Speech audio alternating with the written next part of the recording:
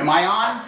Okay, good. First of all, the question is not was the election rigged?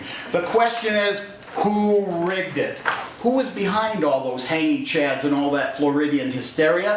Who was it that managed to keep the sainted Al Gore out of the White House? Well, obviously it was the oil men. They clearly rigged the election not to put Bush in the White House, but to put St. Gore on the road to his Nobel Prize in the most convenient truth imaginable, staring the people into saving the planet.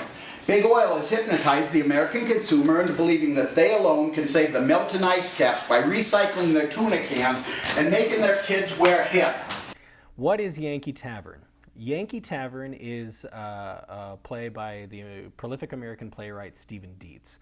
He teaches playwriting at the University of Texas in Austin and has gotten multiple commissions to write new plays all across the country. He wrote this one in 2009 as a way to kind of address a lot of the disparities that the American people felt regarding not necessarily misinformation about 9/11, but how almost none of the stories coincided. And from that event on, in this country, you've had very polarized views on everything. He approaches really difficult issues like, is there a truth that can be agreed upon by all people, or is truth more of an individualized concept? And of course, all set in a bar. He writes this great essay to accompany the manuscript about how plays, or about how stories in bars seem so much more credible than if you hear them on the news or if you hear them at the water cooler. But you know, some drunk guy down at the end of the bar starts spouting off about, about that Loch Ness monster. Then you turn your ear and listen.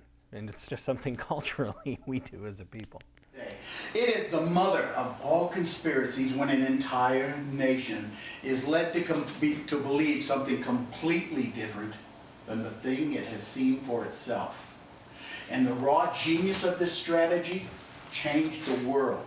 Not because a promising young man with good hair was taken out in his prime, but because from that moment on, this country never again trusted its own eyes and ears. Here's one of the main characters, Ray, is a staple patron of the bar. He's there every day and can be seen there almost any time of any day, and has an encyclopedia. He's a living encyclopedia of conspiracy theories.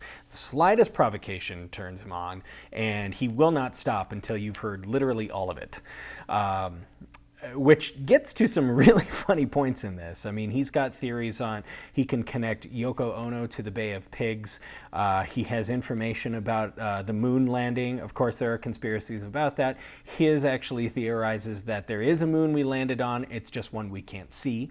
He has theories on how Kleenex may have been in on a lab-created germ that sells $500 million in allergy medicine every year. I mean, and you hear this kind of stuff outside, you go, that guy's kind of crazy. At the bar, having some drinks, you go, tell me more.